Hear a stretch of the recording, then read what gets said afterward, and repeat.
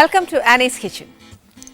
ഇന്ന് നമ്മൾ ചെയ്യാൻ പോകുന്ന റെസിപ്പിയെ കുറിച്ച് പറയാൻ ഇച്ചിരി ഒരു എന്നാ പറയുന്നത്, എപ്പോഴും നമ്മൾ വീട്ടിലൊക്കെ ഉണ്ടാക്കുന്ന സാധനം പുട്ട ഉണ്ടാക്കാൻ പോകുന്നുണ്ട്. അപ്പോഴേ മുഖം മാറിയില്ലേ, അയ്യേ പുട്ടാണോ ഇന്ന് ഉണ്ടാക്കാൻ പോകുന്നത്? എന്നാൽ വെറും പുട്ടൊന്നും അല്ല ഉണ്ടാക്കാൻ പോകുന്നത്. ശരിക്കും എനിക്ക് തോന്നുന്നു ഇപ്പം മിക്കടത്തും ഉള്ള സാധനം തന്നെയായത്. പക്ഷെ ഇതുണ്ടല്ലോ, ഈ പുട്ടിൻ്റെ ഒരു രുചി എന്ന് പറയുന്നുണ്ടല്ലോ, ഒരു പ്രത്യേക രുചിയാ. പക്ഷേ അതിനെന്നാന്നറിയോ, അതിൻ്റെ ഫില്ലിംഗ് ഇസ് ഡിഫറെൻറ്റ്. പലതരം പുട്ട് നമ്മൾ ചെയ്യാറുണ്ട്.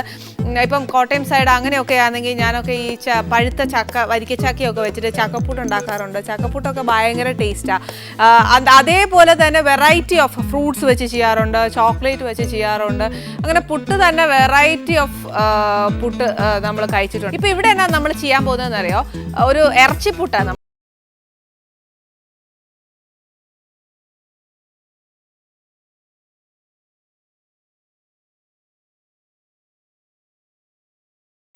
ഇച്ചിരി ഒരു ഒത്തിരി മെനക്കേടൊന്നുമില്ല, എന്നാൽ രണ്ട് ഓപ്ഷൻസും ഉണ്ടാവും. അപ്പോൾ ഇപ്പം ഞാൻ അത് മെനക്കെട്ട് നമ്മൾ ഇറച്ചിപ്പുട്ടിനായിട്ട് ചെയ്യുവാണെങ്കിൽ ഇപ്പം എന്നാന്ന് വെച്ചാൽ അതിന് വേണ്ടിയുള്ള സാധനങ്ങൾ എന്നൊക്കെയാണ് വേണ്ടിയെന്ന് ഞാൻ പറഞ്ഞുതരാം. ഇവിടെ ഇപ്പം ഞാൻ എടുത്തേക്കുന്നത് എന്നാന്നറിയോ, ഇത് കണ്ടോ, ഇതിപ്പോൾ എന്നാന്ന് വെച്ചാൽ കീമയാണ് ഞാൻ എടുത്തേക്കുന്നത്. കീമ ആയതുകൊണ്ട് എന്നാ ഗുണം എന്നാന്ന് വെച്ചാൽ ഇത് ഇച്ചിരി നമ്മൾ കുഞ്ഞു കുഞ്ഞായിട്ടൊക്കെയല്ലേ അരിഞ്ഞ് കിട്ടുന്നേ, അരച്ച് കിട്ടുന്ന ഒരു ഇറച്ചിയല്ലയോ. അതല്ല, കീമ ഇല്ലാന്നുണ്ടെങ്കിൽ വിഷമിക്കൊന്നും വേണ്ട. ഇത് എന്നാന്ന് വെച്ചാൽ ഇച്ചിരി എളുപ്പമായി കിട്ടും. അതല്ല, ഇച്ചിരി നേരത്തെ പണിയുണ്ട്. അതുകൊണ്ട് ഇപ്പോൾ കീമ ആയാലും ഇറച്ചി കഷ്ണമായാലും ഒരു ടെൻഷനും ഇല്ല, കയ്യിൽ എന്നാന്ന് വെച്ചാൽ എടുത്താൽ മതി. ഇതിപ്പോൾ ഞാൻ കീമ ഒരു 1/4 കിലോയാണ് എടുത്തേക്കുന്നത്. പിന്നെ കുറച്ച് സവാളയാണ്. ഇതിപ്പോൾ കുഞ്ഞായിട്ട് അരിഞ്ഞേക്കുന്നത്. കുഞ്ഞായിട്ട് തന്നെ അരിയണമെന്നൊന്നുമില്ല, നീളത്തിലായാലും കുഴപ്പമില്ല. പക്ഷെ 1/4 കിലോയ്ക്ക് ഒരു വലിയ സവാള മാത്രം മതി. പിന്നെ വേണ്ടി എന്നാന്നോ, കുറച്ച് ടൊമാറ്റോയാണ് വേണ്ടി. അതും നീളത്തിലോ എന്നാ വെച്ചാൽ അതേപോലെ അരിഞ്ഞേച്ചാൽ മതി. പിന്നെ കുറച്ച് മല്ലിയിലയാണ്, ഇച്ചിരി ഫ്ലേവറിനാ. ഇന്ന് എനിക്കെന്നാ സമാധാനം എന്നറിയോ, വേണ്ടേ, എൻ്റെ കറിവേപ്പില ഉണ്ട്. പിന്നെ കുറച്ച് ഇഞ്ചിയും വെളുത്തുള്ളിയും കൂടെ ചതച്ച് വെച്ചേക്കുന്ന ഇത്. പിന്നെ കുറച്ച് മഞ്ഞപ്പൊടി, കുറച്ച് കാശ്മീരി മുളക് പൊടി, പിന്നെ കുറച്ച് മല്ലിപ്പൊടി, കുറച്ച് കുരുമുളക് പൊടി, പിന്നെ കുറച്ച് തക്കോലം, ഏലക്കായ അത് ഇച്ചിരി കൂടുതൽ ഇട്ടോ കേട്ടോ. പിന്നെ ഇച്ചിരി പട്ട ഒരുപാട് വേണ്ട, ഒരു കഷ്ണം. പിന്നെ കുറച്ച് പെരിഞ്ചീരകം, പിന്നെ ഇച്ചിരി ഗ്രാമ്പൂക്ക് ഒത്തിരി അല്ല, ഒരു 4 എണ്ണം. പിന്നെ ഇച്ചിരി കടുക്. ഇതിനെന്നാന്നറിയോ, കടുക് മസ്റ്റൊന്നും അല്ല, ഇറ്റ്സ് എൻ ഓപ്ഷണൽ, വേണമെങ്കിൽ ഇട്ടാൽ മതി. പിന്നെ ഇച്ചിരി വറ്റൽ മുളക്. ഇതെന്നാന്ന് വെച്ചാൽ ഇച്ചിരി വിനാഗിരിയാ. അതെന്നാന്ന് വെച്ചാൽ ഇറച്ചി പെട്ടെന്ന് വേവാൻ. എന്നാൽ കോഴിയിറച്ചിക്കാണെങ്കിൽ ഒത്തിരി വേവൊന്നുമില്ല, എന്നാലും ഇച്ചിരി എളുപ്പമായിട്ട് വേവാൻ വേണ്ടിയിട്ടാണ് വിനാഗിരി. അല്ലെങ്കിലും ഇച്ചിരി ഒരു പുളിയുടെയൊക്കെ ഒരു ടേസ്റ്റ് വരുവാന്നേലുണ്ടല്ലോ, കുറച്ചുകൂടെ ഒരു രുചി വരും. ഇതാണ് ഇച്ചിരി ഉപ്പ. ഇത്രയും സാധനമേ നമുക്ക് ആ ഇറച്ചിയുടെ കൂട്ടിന് ആവശ്യമുള്ളതുള്ളൂ. ഇനിയിപ്പോൾ ഞാൻ എപ്പോഴും പറയുമല്ലേ, ഗരം മസാല ഒക്കെ ആണെങ്കിലും പൊടിച്ച് അത്യാവശ്യത്തിന് മാത്രം ഡപ്പയിൽ ഇട്ട് വെച്ചാൽ മതി. ഇതിപ്പോൾ എന്നാന്ന് വെച്ചാൽ ഇത്രയും പോകുന്ന 1/4 കിലോയ്ക്കുള്ള ഇറച്ചിക്ക് എന്നതൊക്കെയാണ് വേണ്ടിയെന്നുള്ളത് പറഞ്ഞുതരാം. അത് ഞാൻ ഈ പറഞ്ഞ കൂട്ട് ഗരം മസാല അന്നേരം പൊടിക്കുവാന്നേ. ഇതിപ്പം വീട്ടിലാന്നേലും ഒക്കെ ഞാൻ ഇങ്ങനെ തന്നെ അന്നേരം പൊടിക്കുന്നതിന് ആ ഒരു മണവും എന്നാ പറയുന്നത്, ആ ഒരു ഡിഫറൻസ് ശരിക്കും നമ്മൾ അന്നേരം പൊടിച്ചിടുന്നതിന് ഒരു വ്യത്യാസമുണ്ട്. ഇതിനകത്ത് ഇപ്പം എന്നാ വേണ്ടിയെന്ന് വെച്ചാൽ 1/4 കിലോ അല്ലേ ഉള്ളൂ, അന്നേരം പിന്നെ ഒരു ചെറിയ തക്കോല ഇട്ടേച്ചാൽ മതി. പിന്നെ എന്നാന്ന് വെച്ചാൽ ഏലക്കായ് പറഞ്ഞ പോലെ എനിക്ക് കറിവേപ്പില കാണുന്ന പോലെ തന്നെയായി ഏലക്കായും എന്നും പറഞ്ഞ് ഒത്തിരി കൂട്ടാൻ ഒക്കുകയല്ല കേട്ടോ, ഒരു 3-4 എണ്ണം ഇട്ടേച്ചാൽ മതി. പട്ട നമ്മളെപ്പോഴും ഒരു കഷ്ണമാണ് എടുക്കുന്നത്, അതുകൊണ്ട് ഇപ്രാവശ്യം ഞാൻ എന്നാന്ന് വെച്ചാൽ ഇച്ചിരിയല്ലേ ഉള്ളൂ, അന്നേരം ഒരു 1/4 എടുക്കും. പിന്നെ ഇച്ചിരി പെരിഞ്ചീരകം, 1/4 ഉള്ളതുകൊണ്ട് ഒരു 1/2 ടീസ്പൂൺ മതി. പിന്നെ അന്നേല് ഗ്രാമ്പു ഇതേപോലെ ഒരു 3-4 എണ്ണം മതി. ഇനി ഇച്ചിരി കുരുമുളക്. ഇനി ഇത് നല്ലതായിട്ടങ്ങ് പൊടിക്കാം. ഇച്ചിരി ഉള്ളതുകൊണ്ട് ഇച്ചിരി പൊടിയാനൊക്കെ ഇച്ചിരി പ്രയാസമാണ്. അന്നേരം ക്രഷ്ഡായിട്ട് കിട്ടിയാലും കുഴപ്പമില്ല.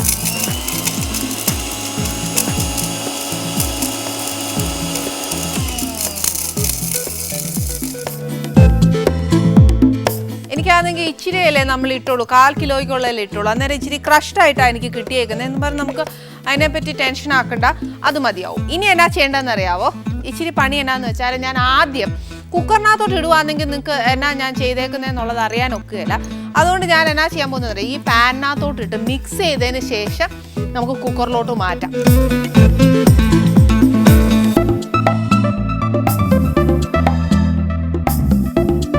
ആദ്യം നമുക്ക് എന്നാന്ന് വെച്ചാൽ ഈ ഇറച്ചിനകത്തോട്ട് ഇടണം. ഇറച്ചിയൊക്കെ ആണെങ്കിൽ വെന്ത് കഴിഞ്ഞാൽ ഇച്ചിരിയല്ലേ ഉള്ളൂ. 1/4 കിലോ ആയതുകൊണ്ട് എന്നാന്നോ നമുക്ക് ഒരു സവാള, ഒരു മീഡിയം സൈസ് സവാള മതിയെ. നീളത്തിൽ അരിയുവാന്നേൽ കനമില്ലാതെ അരിഞ്ഞ് വെച്ചാൽ മതി. ഒത്തിരി സവാളയൊക്കെ ഇടുവാന്നേലുണ്ടല്ലോ നമ്മളിത് പിന്നെ ഡ്രൈ ആക്കുവാൻ ഒക്കുകയില്ല. അതിങ്ങനെ എന്നാന്ന് പറയുന്നത് ഒരു കുഴഞ്ഞൊക്കെ ഇരിക്കും. അത് വേണ്ട. ടൊമാറ്റോ ആണെങ്കിലും അരിഞ്ഞു വെക്കുവാണെങ്കിൽ ഒരു കുഞ്ഞു ടൊമാറ്റോ മതി. അതല്ല നമ്മൾ ഇങ്ങനെ കുഞ്ഞുകുഞ്ഞായിട്ട് അരിഞ്ഞു വെക്കുവാണെങ്കിൽ ഒരു വലിയ ടേബിൾ സ്പൂണിന് 2 ടേബിൾ സ്പൂൺ ടൊമാറ്റോ ഇട്ടേച്ചാൽ മതി. പിന്നെ ആണെങ്കിൽ ഒരു ഇച്ചിരി മല്ലിയില അതന്നെ ഇച്ചിരി ഇട്ടേച്ചാൽ മതി. എന്നാന്നോ ആ ഇറച്ചിയിൽ ആ ഒരു ഫ്ലേവർ വരാനാ. പിന്നെ കീമായിക്ക് ഞാൻ പറഞ്ഞിട്ടില്ല, അതിന് തന്നെ ഒരു കൊഴുപ്പൊക്കെ ഉണ്ടാവും. അന്നേരം ആ ഒരു എന്നാ പറയുന്ന ആ മണവും ആ ഒരു ഇതൊക്കെ ഒന്ന് പോകാൻ വേണ്ടിയിട്ട് തന്നെ ഇച്ചിരി മല്ലിയില ഇട്ടേച്ച് കൊടുക്കണം. എന്നാൽ പിന്നെ മല്ലിയില ഇട്ട് കഴിഞ്ഞാൽ കറിവേപ്പില പിണങ്ങരുത്. അതുകൊണ്ട് അതും കൂടെ ഇടണം. പക്ഷേ കറിവേപ്പില ഇടുന്നതുകൊണ്ട് ഒരുപാട് ഗുണങ്ങൾ നമ്മൾ പറഞ്ഞതാ. എന്നാലും കറിവേപ്പില നമുക്ക് ഉപേക്ഷിക്കാൻ നോക്കുകയല്ലോ. പിന്നെ എന്നാന്ന് വെച്ചാൽ ഇഞ്ചിയും വെളുത്തുള്ളിയും കൂടെ അരച്ച് വെച്ചേക്കുന്ന ഒരു എന്നാ പറയുക ഒരു 3/4 ടീസ്പൂൺ ഇട്ടേച്ചാൽ മതി. ടീസ്പൂൺ കണക്കാ ഒരു 3/4 മതിയാവും. ഇനി നമുക്ക് നമ്മുടെ അതിനകത്ത് എടുത്ത് വെച്ചേക്കുന്ന പൊടിയില്ലേ, അത് ഒരു ഇച്ചിരി മഞ്ഞൾപ്പൊടി, പിന്നെ ആണെങ്കിൽ 1 ടീസ്പൂൺ നിറച്ച് കാശ്മീരി മുളക് പൊടിയാണ്. പിന്നെ ഇച്ചിരിയും കൂടിയൊക്കെ നമ്മൾ ഇളക്കിയേച്ചൊക്കെ നോക്കുമ്പോഴത്തേന് കുറവാന്നേൽ ഇച്ചിരി കൂടിയൊക്കെ ചേർത്തോണം. ഇതിപ്പോൾ ഞാനൊരു വലിയ ടീസ്പൂൺ കണക്കായിട്ടേക്കുന്നത്. പിന്നെ വേണ്ടിയത് ഒരു വലിയ ടീസ്പൂൺ മല്ലിപ്പൊടിയാണ്. കുരുമുളക് പൊടി നമ്മൾ ഓൾറെഡി ഇതിനകത്ത് ഇട്ടേക്കുക. അരപ്പിനകത്ത് ഉണ്ട്, നമ്മുടെ ഗരം മസാലയുടെ കൂടെ ഇട്ടേക്കുക. അപ്പോൾ പിന്നെ അതല്ല ഇങ്ങനെ പൊടിച്ചാൽ വെച്ചേക്കുന്നതെന്ന് വെച്ചാൽ ഒരു കുറച്ച് കുരുമുളക് പൊടിയും കൂടി ഇട്ടേച്ചാൽ മതി. ഇതിൻ്റെ കൂട്ടത്തിൽ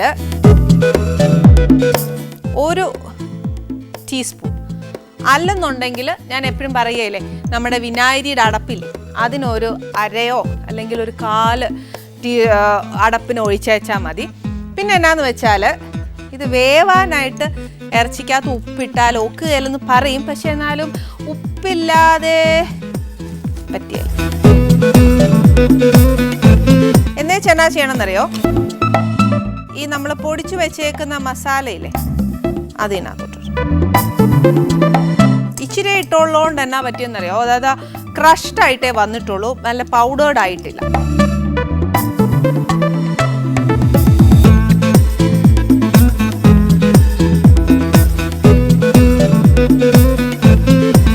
ഇതിനെ അങ്ങോട്ട് നല്ലതായിട്ട് മാരിനേറ്റ് ചെയ്ത് കുക്കറിനകത്തോട്ട് വയ്ക്കാം. ഇറച്ചി ശരിക്കും പറഞ്ഞാൽ കോഴിയാ, അന്നേരം ഒത്തിരി വേവൊന്നുമില്ല. പക്ഷെ എന്നാലും നല്ലതായിട്ടൊന്ന് വെന്തോട്ടെ.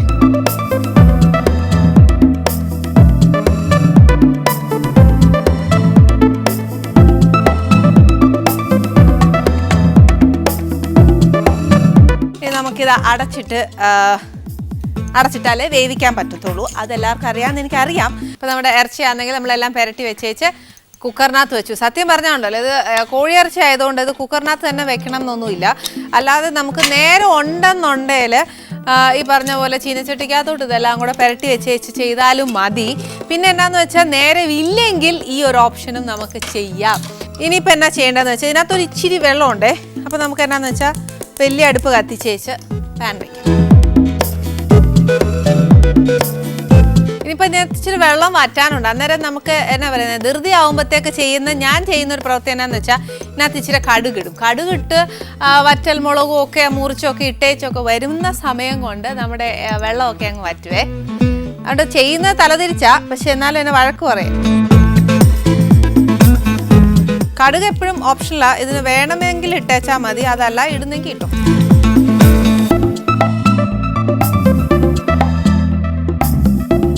ഇതിനകത്തോട്ട് ഇച്ചിരി എണ്ണ. ഇനിയിപ്പം എന്നാ പറയാ, നമ്മൾ എത്ര ധൃതി കൂട്ടിയാലും ഒക്കുകയില്ല, നമ്മുടെ കടുക് ഒന്ന് പൊട്ടണം. ഇനിയിപ്പോൾ ഇതിനകത്ത് കടുക് എണ്ണ ചൂടായി അന്നേരം കടുക് എല്ലാം പൊട്ടി. ഇനി എന്നാ ചെയ്യേണ്ടതെന്ന് വെച്ചാൽ നമ്മൾ ഈ വേവിച്ച് വെച്ചേക്കുന്നില്ലേ ഇറച്ചി, ഇത് ഇതിനകത്തോട്ട് ഇടും.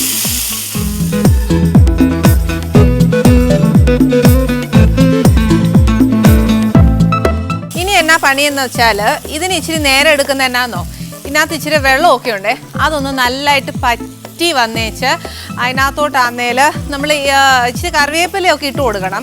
അത് ഒറ്റയടിക്കൊന്നും ഇടരുത്, അത് ഇച്ചിരി നേരം എടുത്തേച്ചൊക്കെ വേണം ആ കറിവേപ്പില ഇടാൻ. അതായത് ഓരോ സ്റ്റേജ് അനുസരിച്ച്. എന്നുവെച്ചാൽ ഇത് എന്നാ പരുവാവണമെന്നറിയാവോ, നല്ല ഡ്രൈ ആവുകയല്ലേ, നമ്മൾ ഈ മുട്ടയൊക്കെ സ്ക്രാമ്പിൾ ചെയ്യുന്ന കൂട്ട് നല്ലതായിട്ട് ഡ്രൈ ആവുകയല്ലേ, അതേപോലെ അങ്ങ് ആവണം.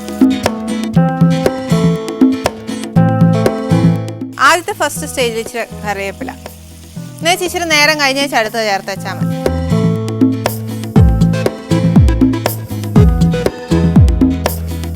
ഇതിപ്പോൾ ക്ഷമയോടുകൂടി കുറച്ചൊക്കെ ഇങ്ങനെ വറുത്ത് വരുമ്പോൾ ഉണ്ടല്ലോ, വേണ്ട ഇതിങ്ങനെ ഡ്രൈ ആയിട്ട് നമുക്ക് കിട്ടണം, എന്നാലേ നമുക്ക് പുട്ടൂറ്റിക്കകത്ത് വെക്കാനൊക്കത്തുള്ളൂ.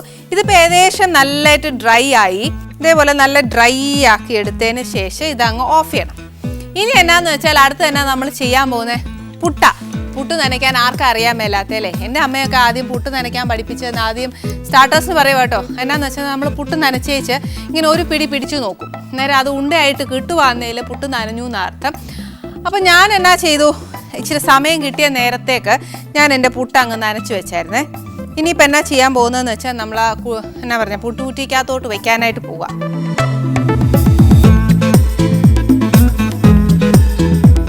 ഇതിനകത്ത് നമ്മൾ വെള്ളം വെച്ചു. അറിയാമല്ലോ, ഇതൊക്കെ നമുക്ക് അറിയാൻ മേലാത്ത കാര്യമൊന്നും അല്ല. പക്ഷേ എന്നാലും ഇനി നമ്മൾ വർത്താനം പറയുമ്പോഴത്തേക്ക് എന്നാന്ന് വെച്ചാൽ ഇത് വെള്ളമൊക്കെ ഒന്ന് ചൂടാവണ്ടേ. ഈ പുട്ടൊക്കെ ഉണ്ടാക്കുന്ന നേരത്തേനും ഈ എന്നാ പറയുക ഇറച്ചിയൊക്കെ ഉണ്ടാക്കുന്ന നേരം കൊണ്ട് ഞാൻ അങ്ങ് ഗസ്റ്റ് ആരാന്നൊക്കെ പറയാൻ മറന്നുപോയി കേട്ടോ. മറന്നുപോയെന്ന് വെച്ചാൽ ഈ ധൃതിയിൽ അങ്ങ് പറ്റിപ്പോയതാ, അല്ലാതെ മനഃപൂർവ്വം ചെയ്തതല്ല, സോറി കേട്ടോ. ഇന്ന് വരാൻ പോകുന്ന ഗസ്റ്റ് ആരാന്നറിയാവോ, ഭക്ഷ്യ സിവിൽ സപ്ലൈസ് മന്ത്രി അനൂപ് ജേക്കബും വൈഫ് അനിലയും കൂടിയാണ് ഇവിടെ ഇന്ന് വരുന്നത്. അപ്പം ഇനിയിപ്പോൾ എന്നാ, എൻ്റെ വെള്ളം തിളച്ചു, ഇനി പുട്ടെടുത്ത് വെച്ചേ ഒക്കത്തുള്ളൂ. ഇതിനകത്ത് വേറെ പരിപാടികളോ അങ്ങനെയൊന്നുമില്ല. ഇച്ചിരി തേങ്ങ ഇടുക, പിന്നെ ആണെങ്കിൽ ഇച്ചിരി എന്നാ പറയുന്നത് ആ ഇറച്ചി ഒന്ന് ലെയർ ചെയ്യണം, പിന്നെ പുട്ടിൻ്റെ പൊടി ഇട്ടേച്ചാൽ മതി. ആദ്യം വേണ്ടേ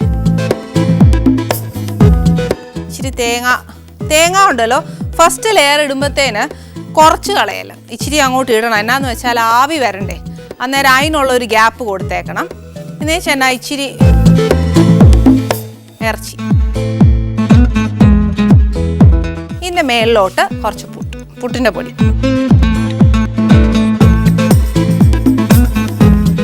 ഇതേപോലെ തന്നെ ആ ഫുൾ ലെയർ, അതായത് ആ ഫുൾ കുറ്റിയില്ലേ പുട്ടുകുറ്റി, അങ്ങോട്ട് ഇതെല്ലാം കൂടി ഇട്ട് ലെയറാക്കി എടുത്തേച്ചാൽ മതി. പിന്നെ പുട്ടിൻ്റെ മാവ് അധികം തിന്നാൻ താല്പര്യമില്ലെങ്കിൽ ഇറച്ചി കൂട്ടിയേച്ചാൽ മതി.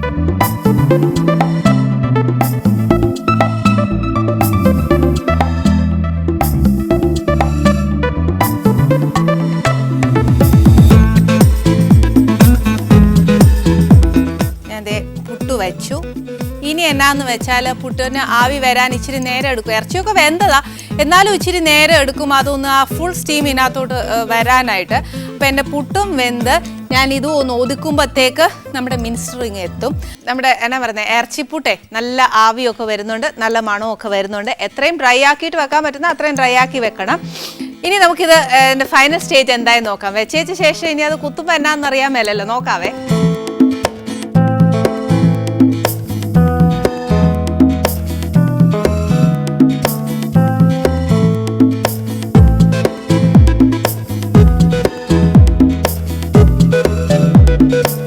എന്നാ രസമായിട്ടാണ് നമ്മുടെ ഇറച്ചിപ്പുട്ട് വന്നേക്കുന്നതെന്ന് നോക്കിയാൽ. ഇത് മിക്ക വീട്ടിലും എന്നാന്നറിയോ ചെയ്യാൻ പറ്റുന്നത് തന്നെയാണ്, എളുപ്പമല്ലേ ഇതിങ്ങനെ ചെയ്യാനായിട്ട്.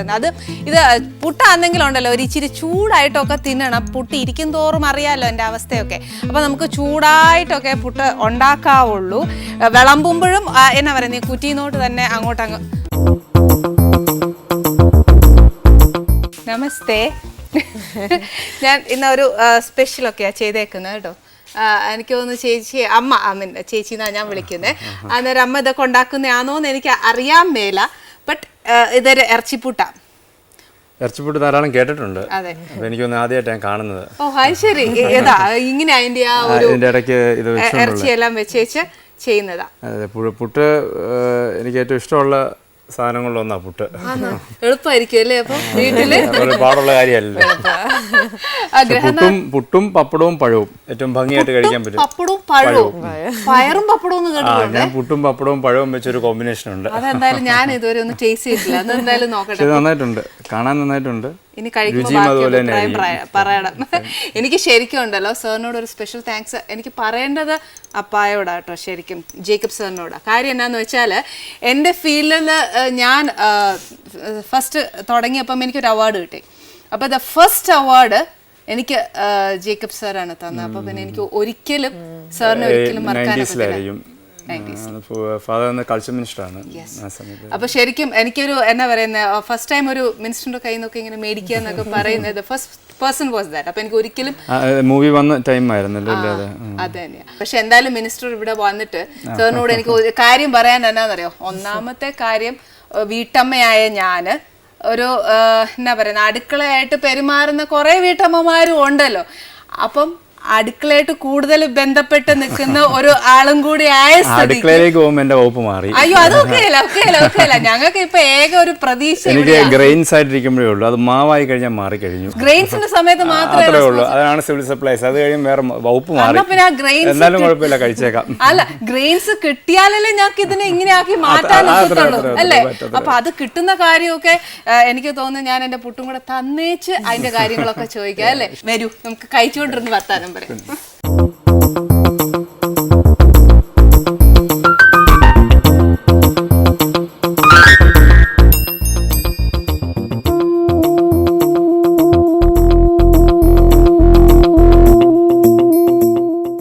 ഒരു കാര്യം പറയാനോ, ഞാനിവിടെ ഒരു കുറ്റിപ്പുട്ട ഉണ്ടാക്കിയിട്ടുള്ളേ. എന്നാന്ന് വെച്ചാൽ അച്ഛനൊക്കെ പള്ളി പറയുവല്ലേ, ഭർത്താവ് തിന്നുന്നതിന്റെ ബാക്കി ഭാര്യയ്ക്ക് കൊടുക്കണം എന്നൊക്കെ. അതുകൊണ്ട് ഞാൻ ഇതിന്റെ പകുതി മുറിച്ചേച്ചേ തരത്തുള്ളൂ.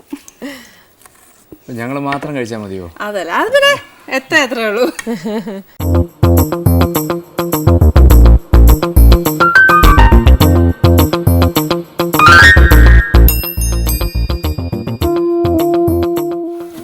അരി ആവുന്നിടം വരെയല്ലേ അറിയത്തുള്ളൂ, പുട്ടാവുന്ന കഥ അറിയാൻ മേലല്ലോ.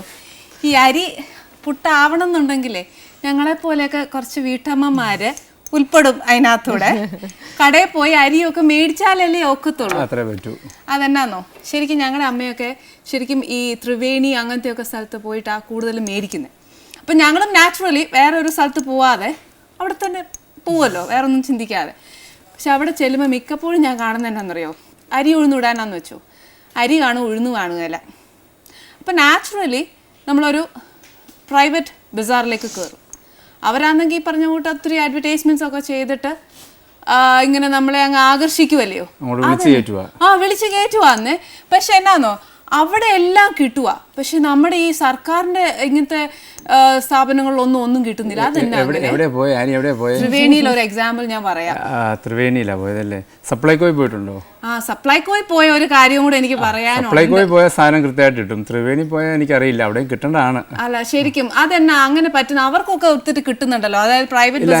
അല്ല, അങ്ങനെ വരത്തില്ല. അതിനകത്ത് ഇപ്പം ഏതെങ്കിലും ഇപ്പം നമുക്കുള്ള സാധനങ്ങൾ കൃത്യമായ നിലയിൽ അവിടെ എത്തിക്കുക എന്നുള്ളതാണ്. ചിലപ്പോൾ ഒന്നോ രണ്ടോ ഐറ്റംസിന്റെ വ്യത്യാസം ചിലപ്പോൾ വന്നിരിക്കും. അതൊക്കെ വളരെ റെയർ ആയിട്ട് സംഭവിക്കുന്നേ. അത് റെയർ എന്ന് പറയാൻ എന്നാന്നറിയോ കാര്യം, മിക്കപ്പോഴും സംഭവിക്കുന്നതുകൊണ്ട് ഞങ്ങളൊക്കെ ഇപ്പം force to go to the private ബസ്സാണ്. ഇല്ല, അത് റെയർ കേസുകളായിരിക്കും. കാരണം ഇതിൻ്റെ നമ്മൾ വളരെ മെട്രിക്കുലസ് ആയിട്ട് ഫോളോ അപ്പ് ചെയ്യുന്നത്, ഇതിൻ്റെ സ്റ്റോക്ക്, ഇതിൻ്റെ അവൈലബിലിറ്റി. ഇപ്പോൾ അതിൻ്റെ അകത്ത് ഒരു 2 years ബിഫോർ ഒരു ചെറിയ പ്രോബ്ലം ഉണ്ടായിരുന്നു. പക്ഷേ ഇപ്പോൾ നമ്മൾ നോക്കിക്കഴിഞ്ഞാൽ ഇപ്പോൾ സപ്ലൈക്കോ ഔട്ട്ലെറ്റ്സ്, എൻ്റെ ഡിപ്പാർട്ട്മെൻറ്റിൽ വരുന്നത് സപ്ലൈക്കോ ഔട്ട്ലെറ്റ്സ് ആണ്. ത്രിവേണി എൻ്റെ ഡിപ്പാർട്ട്മെൻറ്റ് വരുന്നതല്ല. ഈ സപ്ലൈക്കോ ഔട്ട്ലെറ്റ്സിൽ സാധനങ്ങളുടെ അവൈലബിലിറ്റി നമ്മൾ എൻഷുർ ചെയ്യാറുണ്ട്. ഇപ്പം ഞാൻ തന്നെ നേരിട്ട് പോയി നോക്കാറുണ്ട്. ഇപ്പോൾ ഈ വീട്ടമ്മമാരുടെ പ്രയാസം നമ്മൾ അറിഞ്ഞിരിക്കണല്ലോ, അതുകൊണ്ട് ഞാൻ തന്നെ നേരിട്ട് പോയി നോക്കാറുണ്ട്. ഇപ്പോൾ കഴിഞ്ഞ ഓണസമയത്ത് ഞാൻ തന്നെ നേരിട്ട് പോയി വിവിധ ഔട്ട്ലെറ്റ്സിലും, മാവേലി സ്റ്റോഴ്സ്, ഇവിടുത്തെ ട്രിവാൻഡ്രത്ത് തന്നെ ഹൈപ്പർ മാർക്കറ്റ്, സൂപ്പർ മാർക്കറ്റ്സ് എല്ലായിടത്തും പോയി നോക്കിയായിരുന്നു. ഇപ്പോൾ നമ്മളതിനകത്ത് മാക്സിമം അതിൻ്റെ അവൈലബിലിറ്റി ഉറപ്പ് വരുത്തുന്നുണ്ട്. പിന്നെ ചില റെയർ ഇൻസ്റ്റൻസസ് ചിലപ്പോൾ ഉണ്ടാവാതിരിക്കും. ഒരെണ്ണം ഉണ്ടാവാതിരിക്കും എന്നാ പറയുന്നറിയോ, ഒന്നുമില്ല. അതിപ്പോൾ നമ്മുടെ ഒരു കോമൺ ഒരു ടെൻഡൻസിയാണ്, ഏതെങ്കിലും ഒരു സാധനം ഇല്ല എന്നുണ്ടെങ്കിൽ ഒന്നുമില്ല എന്നൊരു അതൊക്കെയല്ല, അങ്ങനെ പറയാനൊക്കെയല്ല. കാര്യം എന്നാന്ന് വെച്ചാൽ മുന്നത്തെ കാലത്തൊക്കെ എൻ്റെ അമ്മയൊക്കെ നാച്ചുറലി ത്രിവേണിയിലും ഒക്കെ ഡിപ്പെൻഡ് ചെയ്തുകൊണ്ടിരുന്നത്. നമുക്ക് വേറെ എവിടെയും പോകുന്നതിൻ്റെ കാര്യമില്ലായിരുന്നു. അന്നേരം പക്ഷേ ഈ പറഞ്ഞ കൂട്ടി ഇല്ലാതെ വരുമ്പോഴത്തേക്ക് 10 പ്രാവശ്യം നമ്മൾ പോയിട്ട് വരുമ്പോൾ ഇന്നയില്ല എന്നൊക്കെ പറയുമ്പോൾ നമ്മൾ മന്നെ മടിക്കും അന്ന് പോവാനെ. പക്ഷെ ഞങ്ങൾക്കൊക്കെ ഇഷ്ടം സർക്കാരിന്റെ ഇങ്ങനത്തെ നല്ല ഒരു അല്ല ഇവിടെ വരുന്ന വേറൊരു കാര്യമുണ്ട്. ഇപ്പൊ നമ്മൾ പ്രൈവറ്റ് ഇതിൽ പോകുന്നതിനെക്കാട്ടിയും ക്വാളിറ്റി വൈസും കാര്യങ്ങൾ നമ്മളിവിടെ എൻഷുർ ചെയ്യുന്നുണ്ട്. കാരണം ഗവൺമെന്റ് ഒരു എൻഷുറിറ്റി ഇപ്പോൾ സപ്ലൈകോയിൽ നമ്മൾ വിൽക്കുന്ന സാധനങ്ങൾ അതിൻ്റെ അതിപ്പോൾ പാക്കറ്റ് പ്രൊഡക്ട്സ് ആവട്ടെ അല്ലാത്ത ലൂസായിട്ട് നമ്മൾ കൊടുക്കുന്ന ഐറ്റംസ് ആവട്ടെ ഇതിനെല്ലാം ക്വാളിറ്റി എൻഷുർ ചെയ്യും. അപ്പോൾ അതിൻ്റെ അകത്ത് ഏതെങ്കിലും തരത്തിൽ നമുക്ക് സ്പെസിഫൈഡ് ക്വാളിറ്റീസിന് പിന്നോട്ടാണെങ്കിൽ ഞങ്ങൾ ആ പ്രൊഡക്റ്റ് ഞങ്ങൾ പിന്നെ വിൽക്കത്തില്ല. ഇപ്പോൾ ഇന്നാൾ ഇപ്പോൾ ഈ മാഗി നൂഡിൽസിൻ്റെ ഇഷ്യൂസ് ഉണ്ടായപ്പോൾ ആദ്യം നമ്മുടെ ഔട്ട്ലെറ്റ്സിൽ നിന്ന് അത് മാറ്റുകയാണ് ചെയ്തത്.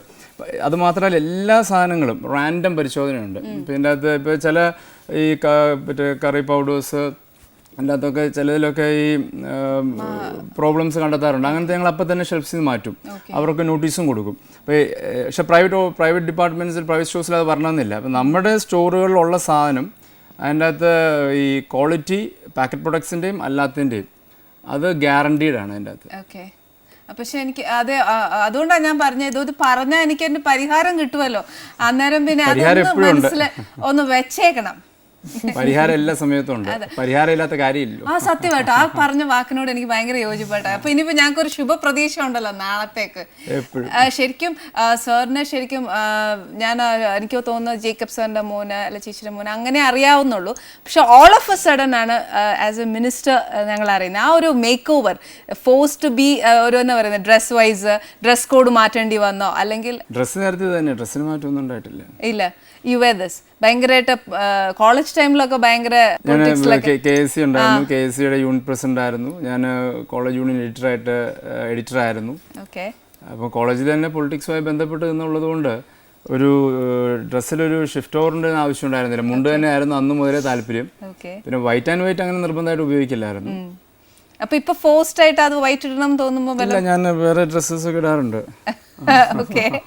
അപ്പൊ വെള്ളയും വെള്ളം ഇട്ടുകൊണ്ട് മാത്രം ആവും ഒരാള് ഒരു ജനപ്രതിനിധി ഈ ഡ്രസ് കോഡ് എന്ന് പറയുന്ന അർത്ഥമില്ല. അപ്പൊ നമ്മുടെ പ്രവൃത്തി അനുസരിച്ച് നിന്നാൽ മതിയല്ലോ. അത് കറക്റ്റ്. വേഷത്തിൽ പ്രത്യേകിച്ച് പക്ഷെ എന്നാന്നറിയോ നമ്മളൊക്കെ കാണുന്ന അങ്ങനെയല്ലേ white and white as A politician. അതുകൊണ്ട് ചോദിച്ചതേ ഉള്ളൂ കേട്ടോ. ശരിക്കും അച്ഛൻ്റെ സാറിനെ ജേക്കബ് സാറിനെ കുറിച്ച് പറയുകയാണെങ്കിൽ ശരിക്കും ഒരു റിയൽ പാർലമെന്റേറിയൻ എന്ന് തന്നെ പറയാം. ശരിക്കും അദ്ദേഹത്തിൻ്റെ ഒരു മകൻ എന്ന നിലയ്ക്ക് അതേ റൂട്ട് തന്നെ ഫോളോ ചെയ്യും അച്ഛൻ്റെ മാതിരി തന്നെ. എൻ്റെ മുമ്പിലിരിക്കുന്നതിൻ്റെ ഫാദർ തന്നെയാണല്ലോ, അത് സ്വാഭാവികമാണ്. പിന്നെ ഞാൻ എൻ്റെ അകത്ത് എപ്പോഴും പറയാറുണ്ട് ഫാദറിനെ വെച്ച് തന്നെ കമ്പയർ ചെയ്യാൻ നോക്കരുത്, അത് ടു ഏർലി ആയി പോകുന്ന ഞാൻ പറയാറുണ്ട്. അല്ല അച്ഛന് ആഗ്രഹം ഉണ്ടായിരുന്നു, പപ്പായ്ക്ക് അങ്ങനെ ആഗ്രഹം ഉണ്ടായിരുന്നു മോനിങ്ങനെ വരണം എന്നോ?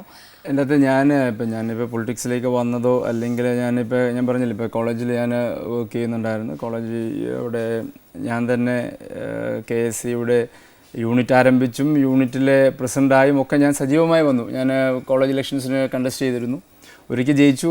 ആ സന്ദർഭത്തിലൊക്കെ ഈ അദ്ദേഹത്തോട് ഞാൻ ചോദിച്ചിട്ടല്ല ഞാൻ ചെയ്തത്.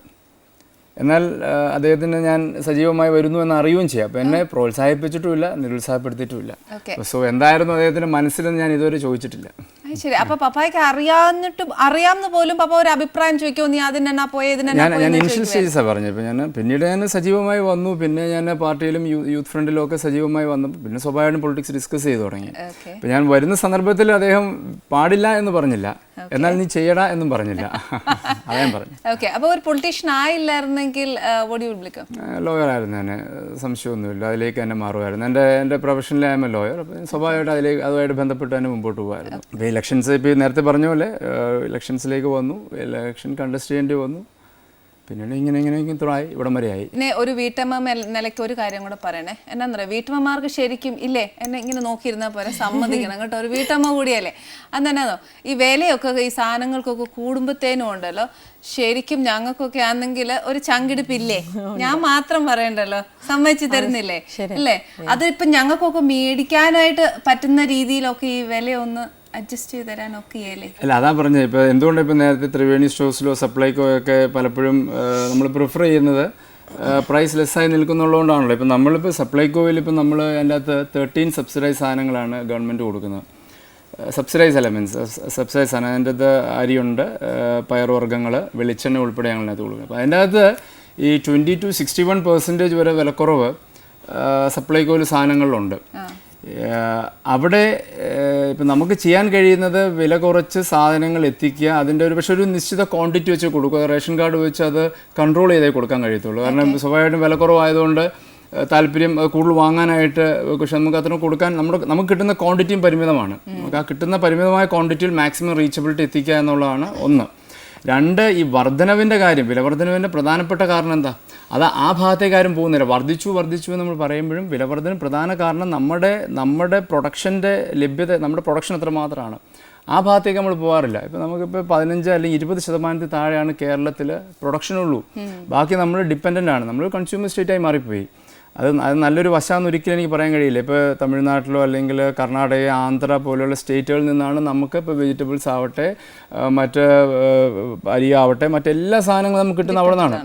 നമുക്ക് നമ്മുടെ കാർഷിക മേഖലയിൽ കുറച്ചുകൂടി സജീവമായി ഒരു സ്വയം പര്യാപ്തമായ ഒരു സാഹചര്യം ഉണ്ടായാലേ ഈ വിലക്കയറ്റത്തിന് ശാശ്വത പരിഹാരമുള്ളൂ. ഇപ്പം നമ്മളിപ്പോൾ സപ്ലൈകോഡ് ഔട്ട്ലെറ്റ്സ് ആവട്ടെ, റേഷൻ കൊടുക്കുന്നതാവട്ടെ, ഇതെല്ലാം വിപണിയിലുണ്ടാവുന്ന വിലക്കയറ്റം അല്ലെങ്കിൽ വില വ്യതിയാനങ്ങളിൽ നിന്ന് ജനങ്ങൾക്ക് ആശ്വാസം കൊടുക്കുന്ന ഒരു സാഹചര്യമാണ്.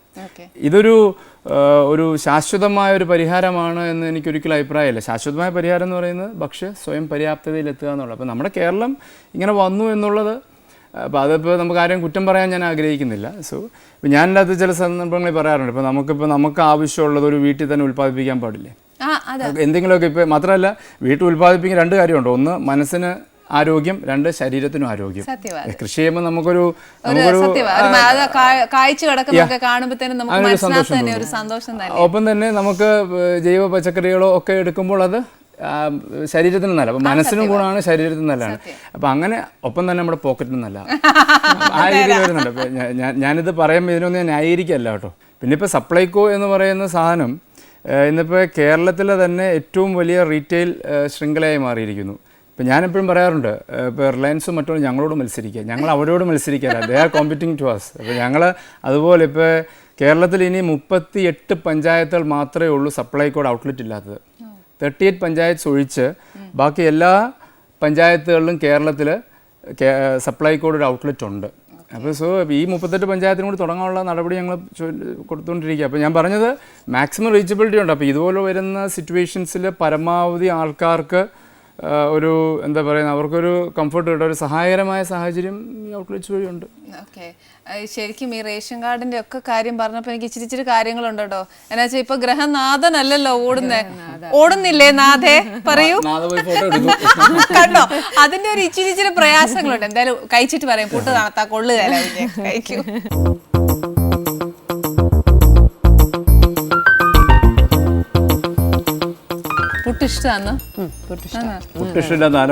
ശരിയാ, വീട്ടിലെല്ലാവർക്കും ഇഷ്ടം, പിള്ളേർക്കും ഒക്കെ ഇഷ്ടം. പിള്ളേർക്ക് തന്നെ ഇഷ്ടം. ഇതേപോലെ അപ്പനെ പോലെ പയറും പുട്ടും കടലയും.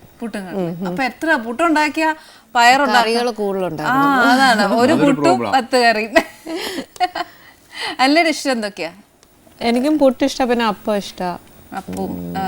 അപ്പം കൂടുതൽ ഇഷ്ടം. പിന്നെ പുട്ടും എല്ലാവർക്കും ഇവർക്കെല്ലാം ഇഷ്ടമായിട്ട് പുട്ട് കൂടുതലുണ്ടാക്കും ദിവസം. സാറിന്റെ ലൈഫിലേക്ക് കയറിയ ആ ഒരു ഞങ്ങള് ഫാമിലി ഫ്രണ്ട്സ് ആയിട്ട് വളരെ നേരത്തെ തന്നെ അറിയാം. അറേഞ്ച് മാരേജ് ബോത്ത് എന്ന് പറയാം, ലവ് കം അറേഞ്ച് അല്ലെ അറേഞ്ച് കം ലവ്. ഓ ശരി, അന്ന് പറഞ്ഞേ. അല്ല, മിനിസ്റ്റർ സർ കഴിച്ചോളൂ, ഞാൻ ഭാര്യയോട് ചോദിച്ചോളാം. ഞങ്ങൾ ഒരു പള്ളിയിലാണ് പോകുന്നത്. പിന്നെ വീട്ടിലെ പേരൻസ് എല്ലാം തമ്മിൽ അറിയാം. പിന്നെ ഞങ്ങൾ അടുത്തടുത്ത സ്കൂളിലായിരുന്നു, ഒരു ഡയറക്ഷനിലാണ് പോകുന്നത്. അപ്പൊ നിങ്ങളായിട്ട് വഴികാട്ടി കൊടുത്താണ് അപ്പനും അമ്മയ്ക്കും? പിള്ളേരിപ്പോ എന്നായി? മോൻ 3-ല്, മോൾ 1-ല്. ഓക്കെ. പിന്നെ ഈ റേഷൻ കാർഡിന്റെ കാര്യം പറഞ്ഞപ്പോഴേ, സത്യം പറഞ്ഞാല് ഇപ്പൊ ഗ്രഹനാഥൻ എന്നുള്ളത് ഗ്രഹനാഥയായപ്പോ ഉണ്ട്. ഇപ്പം സ്ത്രീകളെ പറ്റി പറയുവാന്നേ, ഇപ്പം ഞങ്ങൾക്കൊക്കെ ആണെങ്കിൽ ഈ പറഞ്ഞ തൊട്ട് ഓഫീസിൽ പോയി ഇറങ്ങി കയറി ഒന്നും വലിയ ശീലമില്ല. പോകുന്നതുകൊണ്ട് വിഷമമൊന്നുമില്ല, അത്രയും എന്നാ പറയുന്നത്, സ്ത്രീകൾ അത്രയും ഒരു കോൺഫിഡൻ്റ് ആയിട്ട് എല്ലായിടവും ഫേസ് ചെയ്യുന്നതുകൊണ്ടൊന്നും ഒരു വിഷമമില്ല. പോകുന്നതുകൊണ്ടും വിഷമമില്ല, ശരിയാക്കുന്നതുകൊണ്ടും വിഷമമില്ല. പക്ഷേ ഈ 10 പ്രാവശ്യം കയറി ഇറങ്ങേണ്ട ഒരു പരിപാടി മാത്രം ഒന്ന് കുറച്ച് തരണം. ഇതിനകത്ത് ഒന്ന്, നമ്മൾ ഈ റേഷൻ കാർഡ് സ്ത്രീകളുടെ പേരിൽ കൊടുക്കുക എന്നുള്ളത് ഫുഡ് സെക്യൂരിറ്റി ആക്റ്റിൽ നിയമത്തിൽ പ്രതിപാദിച്ചിരിക്കുന്ന കാര്യമാണ്, ഞാനായിട്ട് കൊണ്ടുവന്നതല്ല.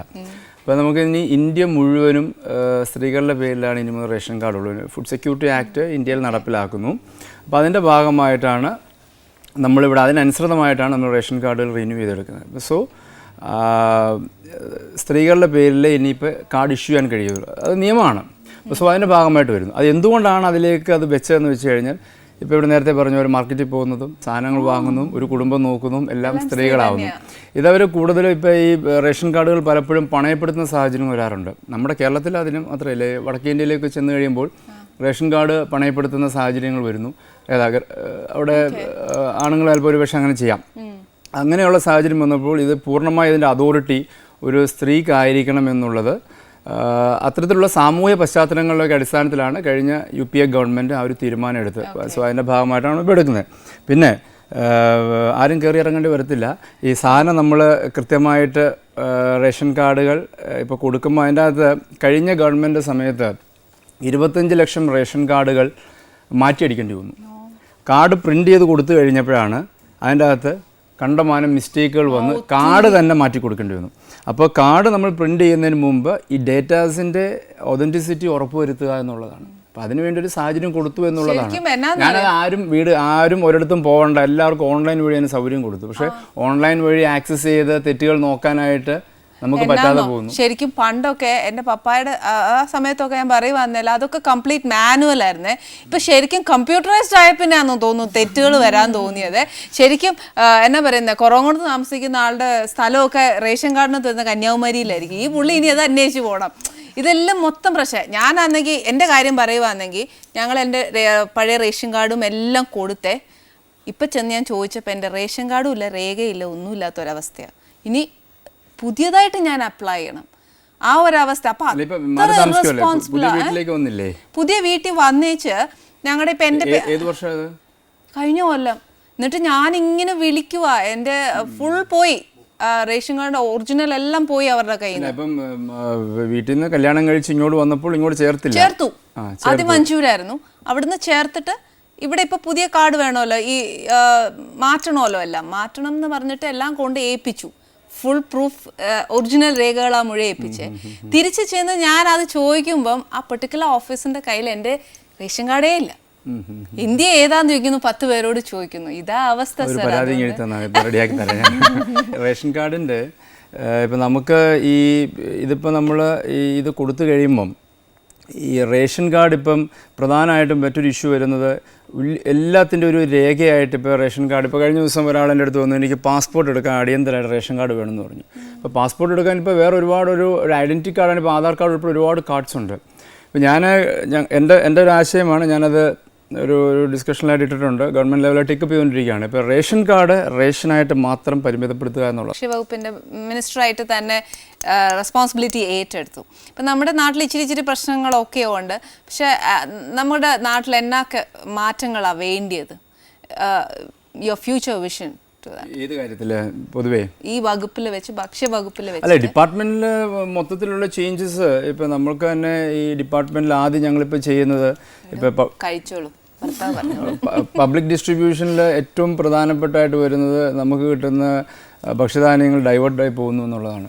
അതാണ് ഇതിൻ്റെ ഏറ്റവും പ്രതിസന്ധി എന്ന് പറയുന്നത് അവിടെയാണ്. അപ്പോൾ അത് ചെക്ക് ചെയ്യുക എന്നുള്ളതാണ് ചെക്ക് ചെയ്യാൻ പൂർണ്ണമായും തടയുക എന്നുള്ളതാണ്.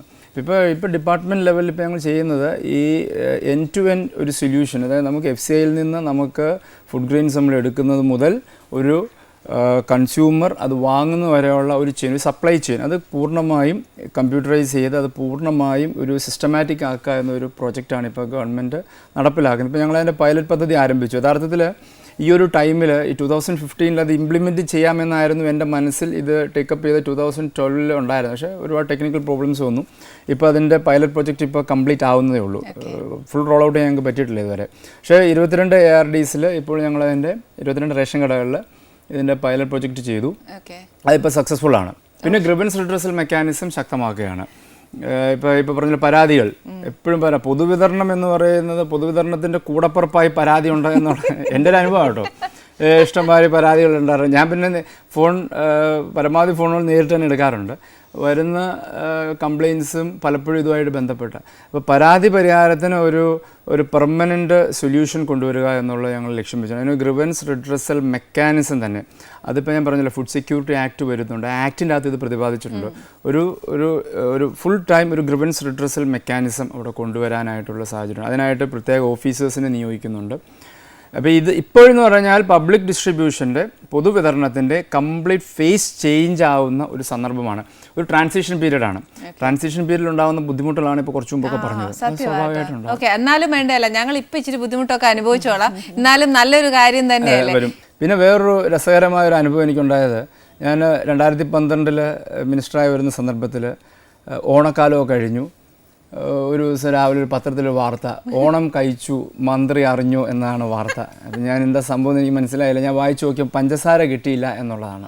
അപ്പോൾ ഓണം കഴിച്ചു എന്ന് ആ ലേഖകൻ്റെ ഭാവനയിൽ ആ ലേഖകൻ എഴുതി. അപ്പം ഞാൻ അടുത്ത ദിവസം ഡിപ്പാർട്ട്മെൻറ്റ് ഓഫീസേഴ്സിനെ വിളിച്ച് എന്താ കാര്യങ്ങളെന്ന് ചോദിച്ചു.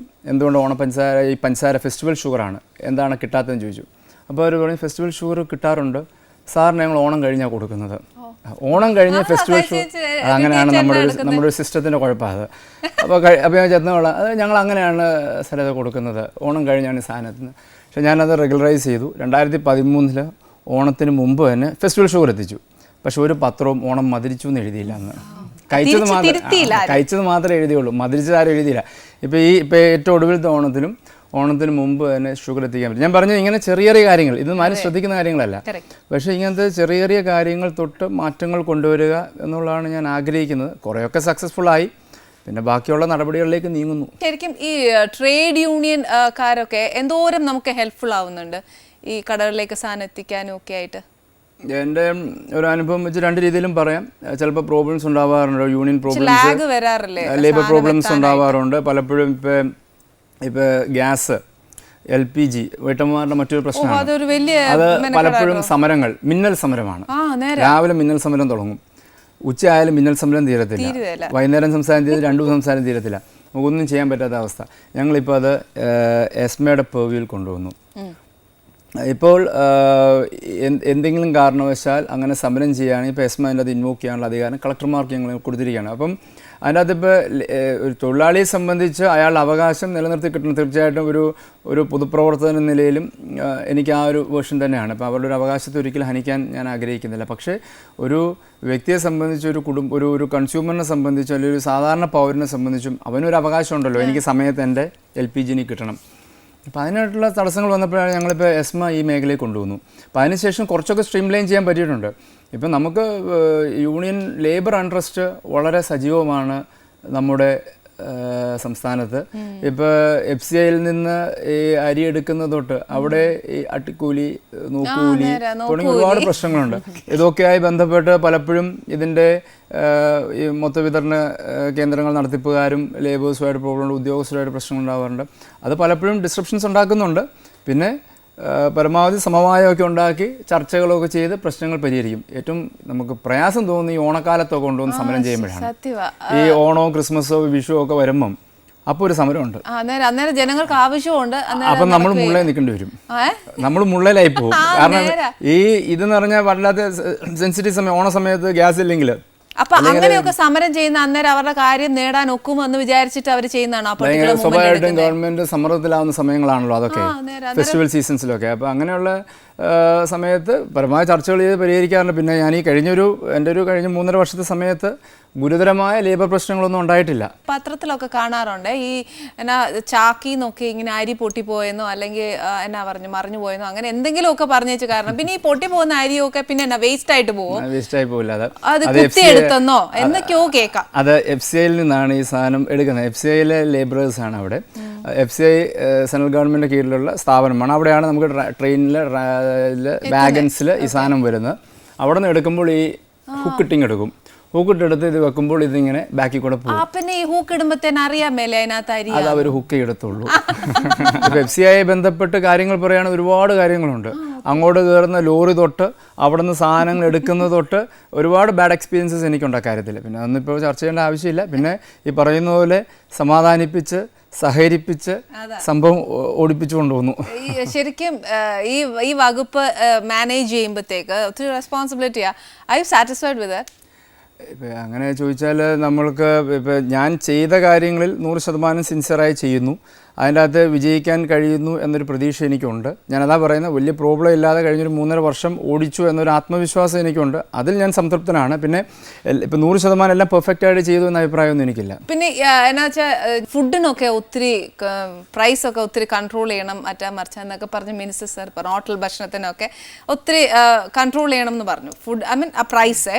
അപ്പോൾ ഈ പ്രൈസ് ശരിക്കും ഞങ്ങൾ വാല്യൂ ചെയ്യുന്നത് നമുക്ക് കിട്ടുന്ന ഗ്രെയിൻസ് അനുസരിച്ച് ടാലി ചെയ്താൽ പോകുന്നത്. അതുകൊണ്ട് ഹോട്ടലിൽ ചെന്നിട്ട് നമ്മളിപ്പോൾ ഭക്ഷണം കഴിക്കുമ്പോഴൊക്കെ അതിന് നല്ലൊരു തുക ആവുന്നുണ്ട്. അപ്പോൾ അവരോട് പറഞ്ഞു ആ തുക കുറച്ചൊന്ന് കുറയ്ക്കണം എന്നുണ്ടെങ്കിൽ അവർ ആ ക്വാളിറ്റിക്കുള്ള വ്യത്യാസം വരും. ആസ് ആൻ എക്സ്പീരിയൻസ് പേഴ്സൺ ഞാൻ പറയുക. അപ്പോൾ അത്രയും കുറഞ്ഞ ക്വാളിറ്റി ആയിരിക്കില്ലേ നമ്മൾ ഫുഡ് കൊടുക്കുന്നത്? അല്ല, അങ്ങനെയല്ല. അതിൻ്റെ അകത്ത് ആ ബില്ല് പബ്ലിഷ് ചെയ്തു. അത് ഈ സെഷനിൽ അവതരിപ്പിക്കാൻ പറ്റിയില്ല. കാരണം ഞങ്ങൾ ഓൾറെഡി ഓവർബേർഡായിട്ട് 18ഓളം ബില്ലുകൾ പെൻഡിങ് ആയിരുന്നു. അടുത്ത സെഷൻ ആരംഭിക്കും ജനുവരി ഫെബ്രുവരിയിലായിരിക്കും. അതിൻ്റെ അകത്ത് ഈ ബില്ല് എന്തായാലും അവതരിപ്പിക്കും. ഇപ്പോൾ ബില്ല് പബ്ലിഷ് ചെയ്തിട്ടുണ്ട്. ഇപ്പോൾ ആർക്കാണെങ്കിലും വായിച്ചു നോക്കാം. അത് വായിച്ചു നോക്കുമ്പോൾ ഈ കൺഫ്യൂഷൻ മാറും. അതിൻ്റെ അകത്ത് ഇന്ന വിലയിൽ നിങ്ങൾ കൊടുക്കണമെന്ന് ഗവൺമെൻറ് അങ്ങോട്ട് ആവശ്യപ്പെടുകയല്ല. അവർക്ക് ഒരു ഹോട്ടൽ നടത്തുന്ന ഒരു വ്യക്തിക്ക് ആ വ്യക്തി ഇന്ന വിലയിൽ വിൽക്കുന്നു. ആ വില വിവരം പട്ടിക ഒരു അതോറിറ്റിയെ നമ്മൾ കോൺസ്റ്റിറ്റ്യൂട്ട് ചെയ്യും ജില്ലകളിൽ. ആ അതോറിറ്റിയുടെ അനുമതിയോടെ ആ വിലവിവര പട്ടികയ്ക്ക് വിൽപ്പന നടത്താം. അതായത് നിങ്ങളിപ്പോൾ ഊണിന് 100 രൂപ അല്ലെങ്കിൽ 50 രൂപയ്ക്ക് നിങ്ങൾ വിൽക്കുന്നല്ല പറയും. നിങ്ങളിപ്പോൾ 75 രൂപ വെച്ച് കഴിഞ്ഞാൽ ആ 75 രൂപയ്ക്ക് എന്തൊക്കെ നിങ്ങൾ ചെയ്യുന്ന ഒരു അഫിഡവിറ്റ് എൻ്റെ തരുന്നു. ആ 75 രൂപയ്ക്ക് നിങ്ങൾക്ക് വിൽക്കാം. അത് വർദ്ധിപ്പിക്കണമെന്നുണ്ടെങ്കിലും ഈ അതോറിറ്റിയുടെ അനുമതി വേണം. ഇപ്പോൾ റോ മെറ്റീരിയൽസിന് വില വർദ്ധിച്ചു, അല്ലെങ്കിൽ എന്തെങ്കിലും പ്രശ്നങ്ങളുണ്ടായി പെട്ടെന്ന് വില വർദ്ധിക്കുന്ന സാഹചര്യം ഉണ്ടെങ്കിൽ ഈ അതോറിറ്റിയുടെ അനുമതിയോടെ 75 രൂപ 80 ആക്കാവുള്ളൂ, അല്ലെങ്കിൽ 50 രൂപ 100 ആക്കാവുള്ളൂ എന്നുള്ളത് മാത്രമേ ഉള്ളൂ. ഈ പറഞ്ഞ കാര്യങ്ങളൊക്കെ സന്തോഷമുണ്ട് കേട്ടോ. ഞങ്ങൾക്ക് ഈ വീട്ടമ്മമാർക്കുള്ള കുഞ്ഞു കുഞ്ഞു ആവശ്യങ്ങളാണ്. പക്ഷേ ഇന്നുണ്ടല്ലോ സാറും വൈഫും കൂടെ ഇവിടെ വരുന്നതെന്ന് പറഞ്ഞുകൊണ്ട് ഞാൻ ഇന്ന് ഈ സാധനങ്ങളൊക്കെ മേടിക്കാൻ വേണ്ടിയെന്ന് ഞാൻ കൺസ്യൂമർ അവിടെ പോയായിരുന്നു. അപ്പോൾ സപ്ലൈകോയിൽ വരെ പോയായിരുന്നു ഒരു. അപ്പോൾ അവിടെ നിന്ന് എനിക്ക് കിട്ടിയ ബില്ലിൽ ഒരു ചെറിയ കൺഫ്യൂഷനുണ്ട്. അപ്പോൾ സാറിനോടാകുമ്പോൾ എനിക്ക് നേരിട്ട് ചോദിക്കാം. അതുകൊണ്ട് ഞാൻ സൂക്ഷിച്ച് വെച്ചിട്ടുണ്ടോ ഞാൻ കാണിച്ചു തരട്ടെ.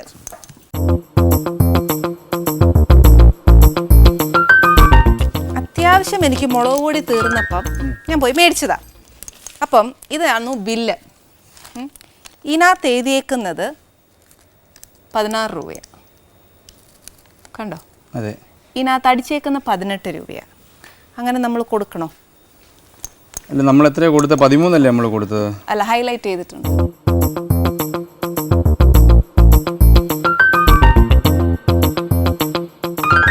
അപ്പോൾ ഇതിൻ്റെ അകത്ത് ശബരി ചില്ലി 600 ഗ്രാം, അതെ, ഒരെണ്ണം വാങ്ങിച്ചു. ഇത് കൺസ്യൂമർ റൈറ്റ്സിന് നേരെയുള്ള കടന്നുകയറ്റായി പോകും. ഇത് ശരിക്കും ഒരു ഉപഭോക്താവിനെ സംബന്ധിച്ച് ഇറ്റ്സ് ചീറ്റിംഗ്. അല്ല, തീർച്ചയായിട്ടും ഇത്തരത്തിലുള്ള കാര്യങ്ങൾ വളരെ സീരിയസ് ആയിട്ട് എടുക്കേണ്ട ഇഷ്യൂസാണ്. കാരണം നമ്മളിപ്പോൾ ഇതിനകത്ത് ഇങ്ങനത്തുള്ള ഇഷ്യൂസാണ് പലപ്പോഴും കൺസ്യൂമർ പ്രശ്നങ്ങളായി മാറുന്നത്. കോടതി കൺസ്യൂമർ ഫോറങ്ങളിലൊക്കെ ഇങ്ങനത്തെ ധാരാളം പരാതികൾ വരാറുണ്ട്. ഇപ്പോൾ ഈ പലപ്പോഴും ചില സ്ഥാപനങ്ങളിൽ ഇത്തരം സന്ദർഭങ്ങൾ വരുന്നു എന്നുള്ളതാണ്. പറയാൻ വേറൊന്നും കൊണ്ടല്ല, വീട്ടമ്മമാർ ബഡ്ജറ്റ് ഇപ്പം വില കൂടുന്ന അനുസരിച്ച് നമ്മൾ ഒത്തിരി കൺട്രോൾ ചെയ്യുന്നുണ്ട്. അപ്പൊ ചുമ്മാ 1 രൂപ ലാഭിക്കാൻ പറ്റിയാൽ അത്രയും ലാഭിച്ചോട്ടെ എന്ന് വിചാരിച്ചിട്ട് അല്ല, ഇതിൻ്റെ അകത്ത് ഈ ഉൽപ്പന്നം തന്നെ പുറമേ ഉള്ളതിനെക്കാട്ടിയും വില കുറഞ്ഞാണ് കൊടുക്കുന്നത്. 16 രൂപ, അതിനാണ് 18 രൂപ വാങ്ങിച്ചിരിക്കുന്നത്. അപ്പൊ സാറിനോട് ഞാൻ പറഞ്ഞാൽ ഒക്കുകയല്ല. അതുകൊണ്ട് ഞാനൊന്ന് വിത്ത് പ്രൂഫോടുകൂടി സാറിനെ ഒന്ന് കാണിച്ചു തരാമെന്നും പറഞ്ഞുകൊണ്ട് തീർച്ചയായിട്ടും ഇങ്ങനത്തെ കാര്യങ്ങൾ ഇങ്ങനത്തെ ഇതിനു മുമ്പ് എനിക്ക് ഇങ്ങനത്തെ ഒരു പരാതി വന്നിട്ടുണ്ട്. ഇതുപോലുള്ള പരാതികൾ വരാറുണ്ട്. ഇങ്ങനത്തെ പരാതികൾ എനിക്ക് ഇതിനു മുമ്പ് 2 പ്രാവശ്യം ഇങ്ങനത്തെ കംപ്ലയിൻസ് കിട്ടിയിട്ടുള്ളതാണ്. അപ്പൊ ഇത്രയും പരാതികളൊക്കെ ഒന്ന് നമുക്ക് അല്ല, ഇത് അപ്പൊ തന്നെ അന്വേഷിച്ച് നടപടി, ഇതെന്തായാലും ഞാൻ അന്വേഷിച്ച് നടപടി എടുക്കാം, അതിനെ കൃത്യമായിട്ട് അറിയിക്കാം. അയ്യോ, താങ്ക് യു. എന്തായാലും ഇത്രയും ടെൻഷനൊക്കെ പിടിച്ച് എന്തെല്ലാം പരിഹാരങ്ങളൊക്കെ കണ്ടുപിടിക്കണമല്ലോ. റിലാക്സ് ചെയ്യാൻ എന്നാ എടുക്കും?